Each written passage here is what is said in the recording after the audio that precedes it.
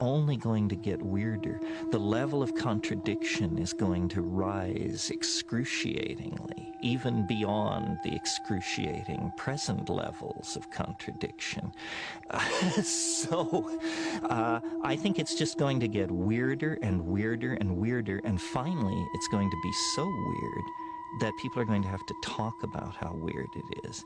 And at that point, novelty theory can come out of the woods, because eventually people are going to say, what the hell is going on? It's just too nuts. It's not enough to say it's nuts. You have to explain why it's so nuts.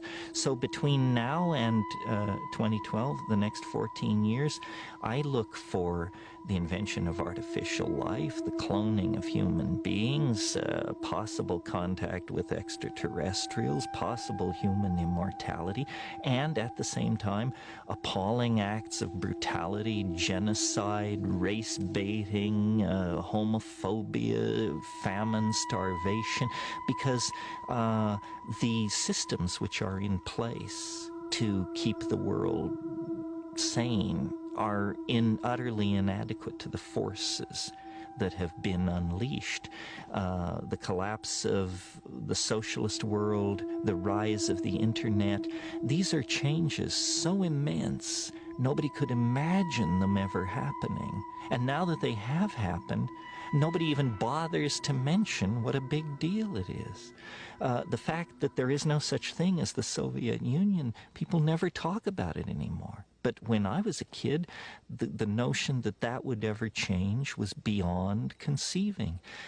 So the good news is that as primates, we're incredibly adaptable to change. Put us in a desert, we survive. Put us in the jungle, we survive.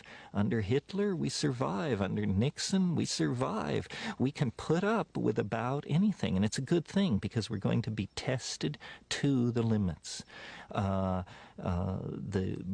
breakdown of anything, and this is why the right wing is so alarmed, because what they see going on is the breakdown of all tradition, all order, all sanctioned norms of behavior. And they're quite right that it's happening, but they're quite wrong to conclude that it should be resisted or is somehow evil. The mushroom said to me once, it said, this is what it's like when a species prepares to depart for the stars. You don't depart for the stars under calm and orderly conditions. It's a fire in a madhouse. And that's what we have, the fire in the madhouse at the end of time.